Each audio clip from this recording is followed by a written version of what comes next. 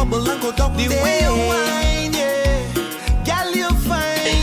everyone, it is Labor Day weekend in New York City, and Carlene and I, what's the scene? We have the honor of chatting with the amazing, internationally known, renowned photographer, Hugh Morris. Welcome to What's the Scene, Hugh. Thank you for having me. Thank you. Of course, thank you for being here. So we have so much to get into today because he has been a hot topic all over social media, and we have to get all the dirt. We want to know what he's saying. So I'm so happy you agreed to sit down with us and have this conversation. Definitely. All right, so Carlene is going to kick it off with the first question. So Hugh, tell us, how did it get started? How did you start your journey in photography? So I started off being a soca scene photographer, so nightlife. So getting into the parties, it was the easiest way to get tickets, the easiest way to get backstage. And, you know, eventually you become a staple in that scene, right? So the party scene, getting to know DJs, getting to know promoters, that kind of thing. But the creative in you wakes up at some point in time and you realize that staying up every night from, let's say, 10 p.m. to 6 a.m. because you got to upload the images before they get back home. Yeah. For like $50, $60 is not going to work. That's it. $50, $60? At that time, so we're talking like 2012, 2013. Okay, got it. I mean, you're in the events, you're exactly where you want to be with the people in the culture, but it really doesn't benefit, so to speak, in regards to the fiscal aspects of the business. So you slowly but surely start taking your love for photography and try to figure out where you want to be, right?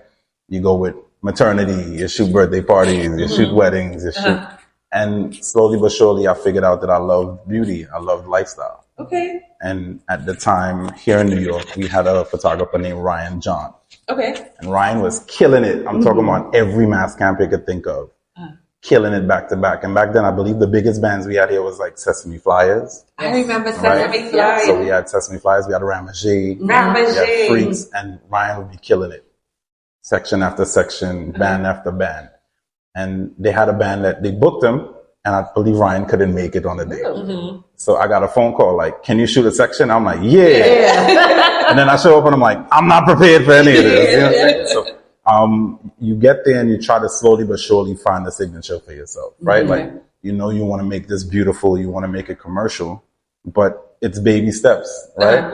So where you start off, if I take a look back now at my work from like 2012, 2013, it's like ick. You know what I'm saying? But at least people were faithful enough to stay with me along that process. And you start to find your love for color, your love for vibrance and texture and the stories behind the mask. And eventually, you know, you look back and it's 9 years. 9 years. And I've seen your work because, of course, you met Carlene and shooting some amazing photos. Right. And I need you to come do me and hook a sister up, right? every single time. The glamour. Yeah. So just edit here, you know, touch up there, fix me up. Definitely. So I have a question, right? So are there any photographers or artists, I know you mentioned Ryan earlier, who have played like a significant influence or role or getting you here? Most definitely. So Ryan John, definitely, I credit him for being that inspiration here in New York. But along the way, you found many other photographers that you kind of grew up with along the way as well, you know. Jeffrey Charles is probably one of them, you know, in Trinidad and Tobago. You find other people right now like Shutter Champ. I know I can't call them my inspiration, but these are people that are literally keeping the culture moving forward. You know what I'm saying? But most of the artistry that I really reflect on comes from like ancient Baroque art. So it's like classical art. So you find a way to light something that's very pretty and vibrant, but in a very dark, dramatic type of format, you know? So using Rembrandt lighting. I'm just like a really classical art junkie. I like that. That kind of thing, you know? But in the present tense of things, you also look towards magazine publications. Like I'm always in like Harper's Bazaar. I'm always in Elle trying to find angles and compositions that could probably showcase this thing, which we've seen for years. Mass, right? Feathers and gems. How do we compose it in such a way that people are still excited about it year after year? So the inspiration definitely comes from many different mixed medias, right? And artists along the way, but definitely, I would say Ryan John is probably one of the founding inspirations for what I'm doing. So shout out to Ryan John. You did an amazing job. Wherever you are. Hugh Morris. Oh my gosh. So Hugh, like, how do you book photo shoots? Like where do people book you? Are you marketing yourself or is it just through word of mouth now? So I remember before, and I don't know if people remember me, like 2013, 2014, I would be the person with the business cards. I would be the person always making the phone calls, like, y'all need somebody? And when you're first starting, people really don't take a chance. But I would say because of social media and how small the scene is, I don't care if it's Toronto, Miami, Grenada. Social media makes the world a lot smaller. And sometimes you come across somebody's timeline via swiping. It's literally as simple as sending a DM. Wow. So I have the same telephone number since 2006. Oh, wow. So that's when cell phones first came out. That's when... Right? So I went to the T-Mobile store and Moses gave me my first cell phone. You know what I'm saying? But you didn't say Moses. I did say Moses. I guess what I'm saying is I don't change. I don't move from the location that I'm in. I've been in New York for all my life. Okay. Right? And that actually is what I think makes me a staple in the scene. Okay. You know? I will pass. I'm a familiar face. I'll see you in a fete. I'll see you in a carnival, that kind of thing. But with social media, it's just as simple as a DM or somebody would pass on the number. Okay. So I like that. Very simple. And the one thing you mentioned, right? You've been the same person. Well, you have evolved since 2006. And of course, there's been so many changes throughout our world. We went from having a landline phone with a 50-foot cord to link it up with Moses in the T-Mobile store, to now, it's just so many ways to communicate with people. You no longer have to use a phone. You could DM somebody, go on Facebook, all that type of stuff, right? Absolutely. So with that being said, I'm saying that to say, what type of challenges have you seen in the industry as things have evolved? This is pre-COVID or post-COVID? What are we talking? You tell me. You tell me. You tell me. I would say technology in itself let's just say post-COVID. Okay. As mass camps started becoming phased out, many people came out of the pandemic and realized, I don't need a brick and mortar storefront to sell Carnival to the masses. So the importance of having a website, a digital presence, right? Having an online footprint. And not only that, but making that online place your point of sale. Okay. It kind of sort of pushed the creatives to now becoming more competitive, so to speak. Because before, I would say the Carnival season, for me at least, whether it be from Toronto to Miami to the West Indies, would start like around March when we started shooting promotional content. People are now getting a jump ahead of the competition and shooting as early as November in the previous year. So I would say, having that online storefront, that online e-commerce space, it shifted the culture towards becoming a here and now kind of thing. Yeah. So not only did the demand spike, but also you start seeing more creatives come out of the woodworks, right? And it's a chance for people to tell their own part of the story, right? Yeah. It's no longer resting on the shoulders of 2 or 3 or 4. The same thing with designers, right? Before we loved our Trinidadian designers, but now you start seeing designers pop up from other countries that are now telling their own stories, and they're in demand just the same. Yes. So I would say the pace of the culture has changed. It has become a lot more transactional. Okay.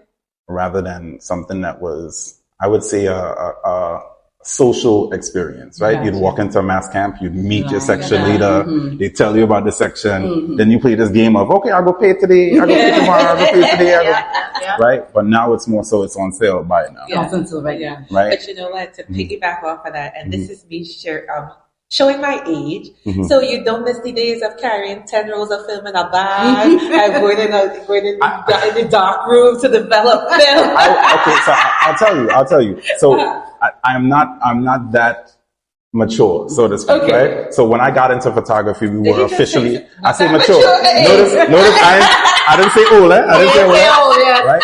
But when I got into photography, we were smack dab in the digital era. Oh, okay. And this is pretty much the birth of Instagram, right? We're talking like 2011, 2012. So there really wasn't a reason for me to get into film, even though it was a good way to actually learn the camera, the art form. Yeah. But when I decided I wanted to do it, I had one credit card with like a $2,500 limit. And I'm in the store like, max it out. I'm gonna make this money. Right? And that's how I got in. That was my end. That.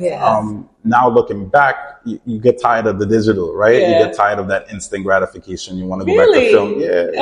You want to see what your skill has yielded. right? Okay. Not here and now, but show me through the lengthy process. But I never got the opportunity to go through film and Carnival. You know what? Which I think would be crazy. I like your perspective because for me, I just remember growing up and having the Kodak instant camera. Yes. And taking a photo on Independence Square. Yes. And praying it don't have the red dots in my eyes in the photo. Not only that, hand cut off, foot cut off, right? And he was happy with that. He just, that could work. That's good enough. That could work. And then the other thing is you have to wait either an hour if you're going to pay extra or what is it, 2 days? 2 days or something for the like bill that. to come back. So I'm sorry. I'm on the other side where I like the information. Now go in your camera now. I don't like it. Delete. Let's take it again. But I love your perspective though, from a creative. Imagine that in present tense. You go to a fete, right? Saturday. Or Thursday, you're still hounding on somebody for it. Somebody planning the film Wednesday night, right? Yeah, exactly. So Hugh, what's the most rewarding aspect of your profession right now? Like over the times you've worked, what's rewarding in this industry? In present day, it's representation. So actually hearing the masqueraders say, I like through your work, we're able to see what it looks like on a curvaceous woman. I'm thankful to see throughout the representation on the site a dark-skinned woman. I'm happy to see a petite woman. Whereas before we were calling on, and we're still kind of sort of there, we call on the same people, so to speak, to represent the culture. The representation is there. Not only that, but the storytelling.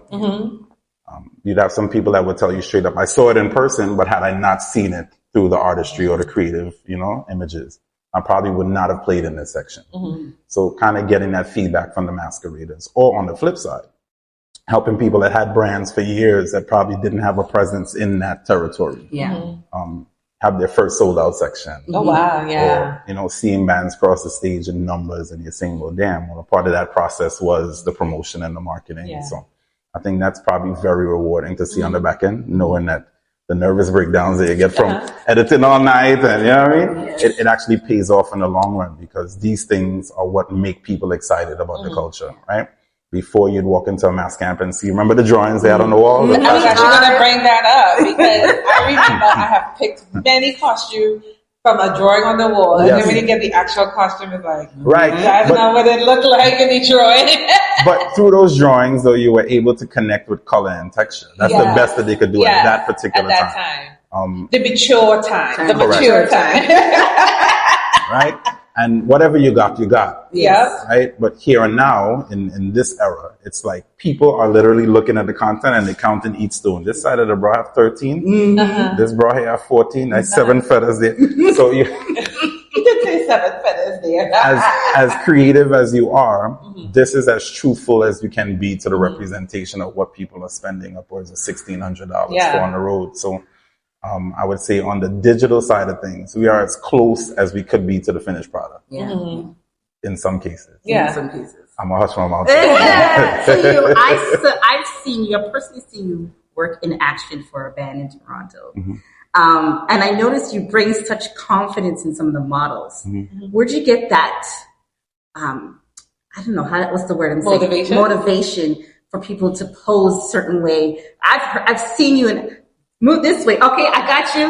Like you were in an element and you could tell the models were nervous, but at the end of the session, they were very, very comfortable. So where'd that come from? So it comes from a place of, as we spoke of, like the instant gratification, right? So being able to shoot something as close as possible to the finished image is much better than shooting something mediocre and then try to finish it in post, right? So it starts from the confidence of the model, posture, right? Body proportion has a lot to do with what you're selling. If you're selling a costume that literally has a lot of detail in the chest area, I want to see a long torso. I want to see long legs, right? Same thing for the big backpacks that we sell as well. You want that person to look as statuesque and represent that section for the many women that will be seeing it for the first time. Sometimes all you get is one glimpse, right? For many people, as you're scrolling, especially the way the algorithm is, if they don't like it and they swipe up, the algorithm may not show you anything from that band again. So putting that section leader or that design in a place where as people can see it and probably identify with it, or it causes you to stop and stare. Like, I don't know why I like this, but it's a accumulation of everything, right? Posture, body lines, texture, color, size, shape, that kind of thing. And it's literally trying to get that viewer pulled in. So if we could start that here while we're here, that's really what I'm here to do, right? If you calling me from my house to take photos of you, I would never take a photo that you could take on your own. Okay. Pretty much. Question, because one of the things you mentioned was that like some of the costumes, have details. So you want someone with a long torso. So are you involved in the model selection process? I would like to be. You would like to be. You also want that. The section leader and the designer should also have the freedom to put their, their 10 cents, I won't say 2 cents, into that selection process as well. What you can advise as a photographer is probably somebody that has the skill to sell it, right? But the body proportion, especially in a culture now where we're very inclusive of all shapes and sizes, right? There's no such thing as a frontline model body shape anymore, right? Like for me, if I could have the chance, I'd put a curvaceous girl in a front line every chance I got, right? But for some people, they don't see that as feasible based on who they're marketing to. Gotcha. Right? But for me as a photographer, from my perspective, I could tell you who's selling it better. But in terms of pulling girls on set, I don't have that freedom in every territory. So there's never been, and this is me getting into it, because guys, I like to get into it. Go ahead. So you've never been in a situation where you were taking photos of a model and then you were like, you know what? It's not working. It's not working. Okay, so what people fail to realize is the photo shoot for many bands is probably the most expensive part of their marketing. So if you look at it, let's just say we're throwing numbers out. If a band is spending $3,000 a day for studio time, they call me out. I won't throw a number out there, but it's up there. It's up there. They're paying makeup artists, right? They're paying for food and things to make if they reach a point whereas they've pulled models that are not right for this particular section and they got to reshoot, just think as a band leader, I'm spending another $3,000 to make it happen again. So you really want to select the right people, so to speak. Up front. And even if you could still have standbys, because as a creative director, if it's not working on the spot, you could see it. It's not something that you have to wait 5 days to see the finished images to say, okay, maybe sort of it could work. You can feel it as an energy in the room. You know when you got the shot. And you also know when something is wrong. If we're shooting for 50 minutes, an hour at a time, and, people start to worry, like, did we trust this particular assignment with the wrong talent, right? It's nothing against the young lady or young man that's present. Work. But it's not, this particular option probably isn't working for this particular time of day. Like if you're shooting from 8 a.m. to 10 p.m., sometimes people get burnt out. It's normal, right? So having the right talent in the room at the right time is probably the most crucial thing. Yeah, and I'm laughing because I want to know what happened behind this. Feel like I'm bacchanal, No, because as a mature lady, I might be like, yes, one day I'm going to model a frontline costume. And you absolutely can. I don't think there's anything wrong with people who have no experience. Can you take direction? And that's really what it boils down to, right? Are you patient enough to trust somebody else with your body image? That's really what it is, right? You don't need a mirror if the person behind the camera is literally telling you, move your big toe up, right? Suck your belly in, that kind of thing. But if you trust the vision at some point, it starts to align itself, right? I got That's really what it is. I was going to say, he's probably said that line plenty times. Suck your belly. I just scream out tight. I scream out tight. They don't know. They're like, what, this? Everything squeezing. So we're going to get to the hot topic now. I can't wait. So Hugh, you had made a statement on Instagram, and I'm going to read it out for you guys to hear. I want to know a little bit more about it. And not just a statement that went viral. Social media is killing carnival culture. I don't know who to blame, the woman who wants her whole ass on social media or the video man pointing the lens up her asshole. There you go. What do you mean about that? And I was I don't know if y'all familiar, Red Fox, the comedian, Sanford and Son. Okay, he had this joke where he did a wordplay, so it's like asshole, whole ass. Okay, so it's Carnival Monday in Grenada. So I just came back from Juve, but what I wanted to do was make the sign and then hold it up in Juve, but it was like it was too much. I run down and tongue already. I was already oiled up. I had the marker in my bag, and I'm like, you ain't making no sign right now. So while I'm washing off the oil and thing like that, I'm like, you know what? Let me do it before I go to a fair. So I created a sign or whatever, and I just sat there in front of the Airbnb and I took the picture, and I'm just like, nobody will see it. And I came back and the phone was on fire. I'm like, we're at a place right now where I feel like, let's rewind to 2020. 2020, we were locked up for a year. Yeah. Then many carnivals didn't happen in 2021. In that 2-year span, we had this built up tension of we either gonna fet or we go stay inside. We either gonna push the envelope, and that's what a lot of people did via the music, via the memes that we are creating. Things became a little bit more sexual. Right? And if it didn't get sexual, we kind of sort of fused a lot of the soca with the gunman thing. Yeah. So we had the kind of glorification of the gunman, and then we had a lot of the influencer booty bam bam content on the rise. So I think that kind of spilled over into the first carnival that we had, 2022. And from there, it's just been, right? Yeah. So it's each one trying to outdo the one that came before.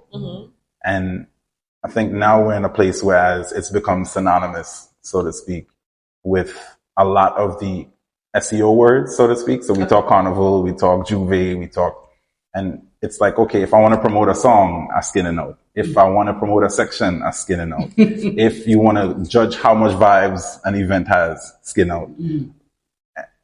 It becomes a problem. So now we start to identify mass and carnival and everything that's associated with the culture with something being oversexed. And you really don't know who's at fault, right? Like, is it the cameraman? And you see it. You be on the road sometimes, he ain't affiliated with nobody. And the man just walking just so throughout the crowd. Right? Where's it going? What's the purpose? Who's it for? Is it being sold? We don't know. When will I see it? It's just 100 cameras being pointed in the same direction. So the issue now becomes, okay, what do you call that content? Right? Like, what do you call it and where do you display it? And that becomes a huge problem now. So it's kind of like we can push it as far as Instagram will allow us to display it, right? Like, because Instagram also has its own community guidelines and things of that nature. But it's to the point now whereas we have content that is slowly rising that can't be on Instagram. So where is it going? Right? And not only that, but it's becoming a standard for people to kind of sort of behave in an indecent manner. Okay, cool. So with that being said, whenever you want to devalue a culture, what do? Post the lewd content. Well, you oversex the women, or you prove that the women in that culture have no morals.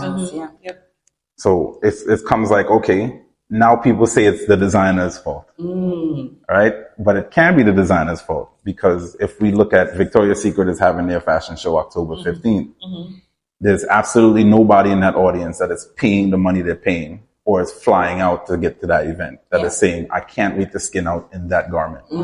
You could skin out in business attire. You could skin out in church. What I'm trying to say here is this. You can't demonize the clothing. Right? Okay, people can revel however they feel like. We can't control the behaviors of others. But what I'm saying is you can't associate that content with carnival. Right? Because it's a behavior of a small minority. But you're projecting it as if it's a norm for the majority. And that is the problem that I'm having. So with that being said, if I'm an outsider looking in and you're asking me to invest $1,500 into this vacation experience, it's a lifestyle experience. But this is the behavior that I'm seeing is the only way to behave on the road. Do I want it? Chances are I could do that for free. I don't need to spend $1,500 to do it. So it's now a call for people to start bringing culture back into the conversation, right? Because now, and I hate to say it, but when you bring culture back, you kind of sort of pull the gatekeepers back into the room. And the gatekeepers will now start to build value from that cultural context. But the same gatekeepers that we're trying to pull back in is the same ones that was keeping some of the creatives who are currently in a popular status, keeping them out. So we have a table. How many seats at the table? We keep changing it because we don't want people to bring us back to what we were prior to 2015, 2014. But the state of the culture is this. We don't really have value at this point. And if the creatives are pushing towards creating that type of voyeuristic content, then find a place for it. If you can tell me straight up that this belongs someplace and you could showcase it in a museum, a gallery, in print, on TV, fine.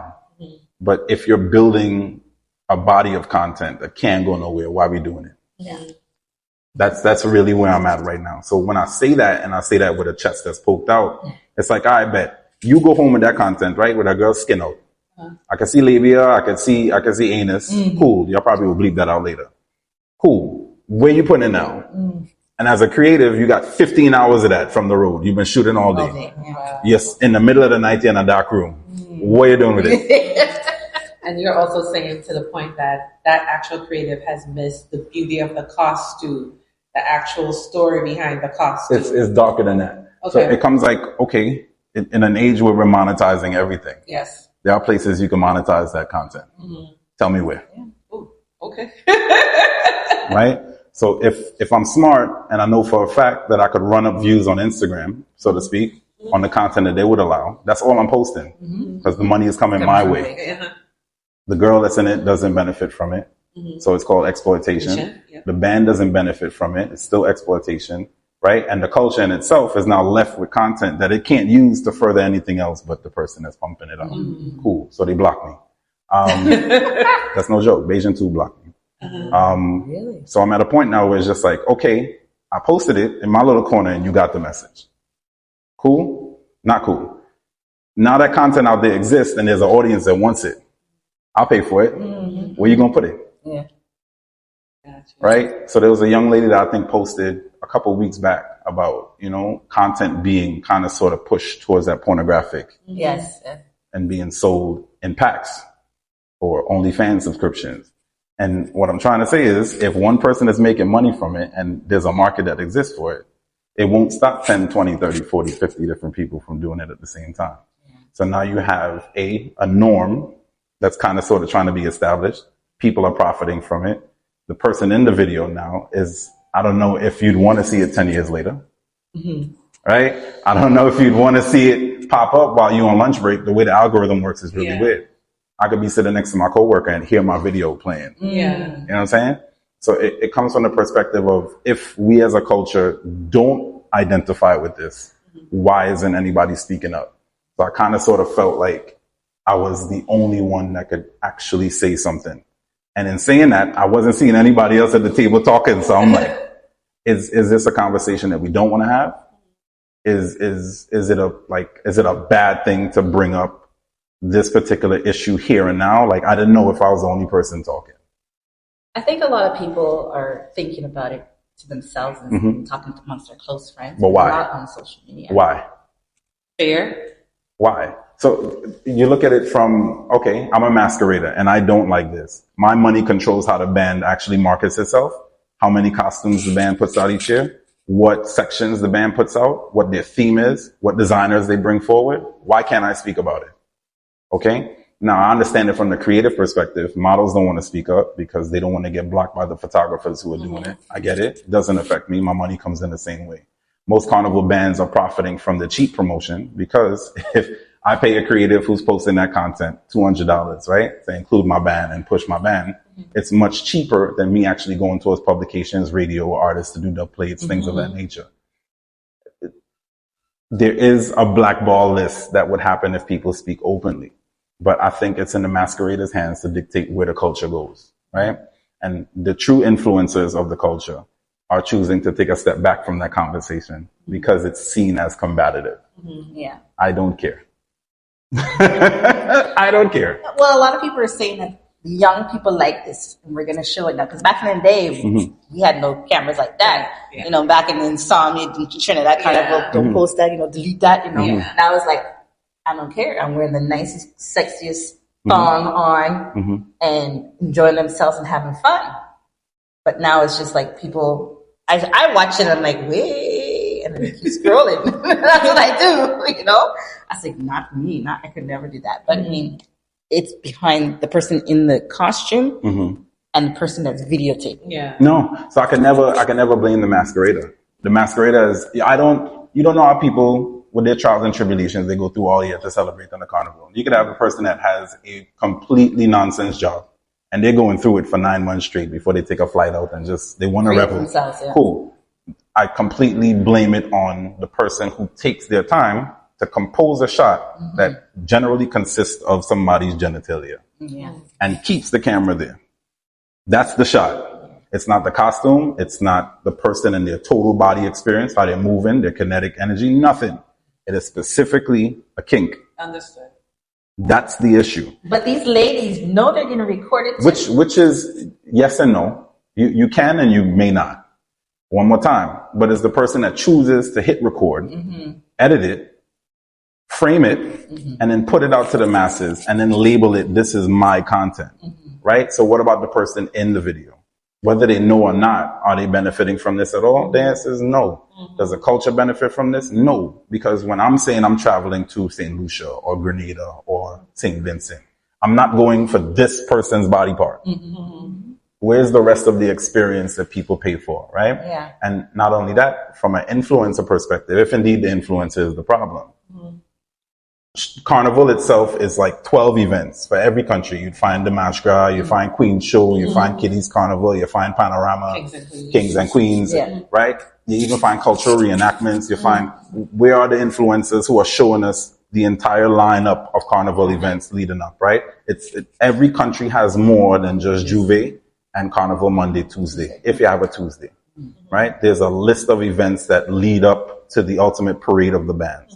But if you boil down an entire country's plight and culture to just a parade of bikini masks, then the Board of Tourism is also to blame. The Carnival bands are also to blame. Because as much as you could tell me, okay, your Carnival costume includes Carnival Monday and Juve. What happened to the rest of the events? Why are you not telling me about all the other things I could experience, right? The promoters are to blame too. I've seen in many countries, party promoters are putting their events strategically on the same nights as the Carnival Association events. So how people would find out about it? I having the biggest breakfast fed in the world the same day that they say a cultural reenactment is happening. Why isn't more money being put into showing people what the entire Carnival experience has in store for them versus just the bikini mask? So it's a problem where as many people have to sit at the table and take responsibility for the marketing of that cultural product, right? And also the neglect of it at the same time. So I can't blame the influencer. I can't blame the woman. Most of it has to go towards the creative. They're taking the videos. Absolutely. Framing them, as you said. How many of them are women? Not me. They're all men. Not one. Tell me one Carnival influencer that you know that actually creates content that demoralizes women. That's female? That's female, right. And if anybody sees it in the comments and they could tag the person, tag them. Hugh, if someone wants to get into photography, what's the process? What should they start with? Do they need to buy expensive equipment? How's that go? The simplest thing to do is just get started. We actually are focusing now on an emerging market of masqueraders on the road, Carnival Day. So if you are a natural light photographer, you don't need any type of lighting equipment, just you, your camera, and a lens that allows you to shoot like 2.8. You can be on the road servicing 100 masqueraders for the day, 200 if you're lucky. But you can't shoot everybody. We're talking about, let's just say for Miami, you have like 5,000 people on the road. If you want to get started, the road is the best place to start. And there's no better place because people are actually reveling. You'd have girls that want to be pretty with their friends. You have girls that want the solo shots. You have men that are coming out for the first time with glorious backpacks. And you know, they really don't get that photo op that they need. You could be that person that presents that to the culture. And the good thing about how small and close-knit our culture is, if you do a good job this year, next year, somebody must call you. Or for the next carnival that's coming up, somebody would be able to see your content and just say, yo, I'll give you an opportunity. So just get started, go out on the road and shoot. I like that. I like that. And before we wrap up, I have to ask, what upcoming projects do you have? Okay, so Toronto, I believe the dates, second to last weekend in November. Okay. I want to do a model, I call it a boot camp or a workshop. I'm going to say a model boot camp, so to speak. But specifically for models that are interested in modeling for Carnival content. Okay. How to become a frontline model. Training people how to model backline, because that is the hardest option to model on the set. Really? It is. You don't have a lot of feathers and gems to hide behind. Okay. So your backline model would be your anchor, so to speak, for the section. A strong backline normally leads to big sales. Okay. Right? So really and truly how to, I would say, really get the most and be the most efficient talent in the room regarding being a carnival model. Having a little Q&A in regards to the business side of things as well, right? So that would be the Saturday. The Sunday, really and truly trying to do something for the visual creatives, specifically the photographers that want to get into studio lighting, right? Capturing feathers and gems is not an easy thing, right? So understanding how to construct lighting, how to compose the images, and really how to tell a story in the content, because I think that's missing, right? We have a lot of content where people are just right, but how to really step into that room and demand that a story be told, or you're creating content that aligns with the theme of the band. So 2-day, model 1 day, photographer next day, Toronto, November. How soon will this information be posted for those who are interested? This is Labor Day Sunday, so we're getting that flyer together for next weekend. Okay, awesome. Yeah. All right, and for anyone who wants to get in contact with you directly, how can they do that? Hugh Morris Photography on Instagram. Okay. www.hughshotyou.com. That's the website. Only 2 ways. Only two ways. Makes it very simple. You pick your poison. Either way, I'll respond. Okay. And what about if they see you on the road? Can they come say hi? If you see me on the road, 6'3", you know, I'm not hard to miss. You know what I mean? You can come and say hi. You know what I mean? Wine at your own risk. You know Wine at your own risk. I may or may not accept it, but you know. But yeah, you know, very approachable. So definitely come and say hi if you see me on the road. All right. Yes, I love that. Hugh, this has been an amazing conversation. Thank you so much for having me. Thank you. And once again, he was on What's the Scene. He hasn't been on any other platform. He just came to see us, and we really appreciate it. Love all that. Love you. Thank you so much. Thank you. Yes, thank you. What's this?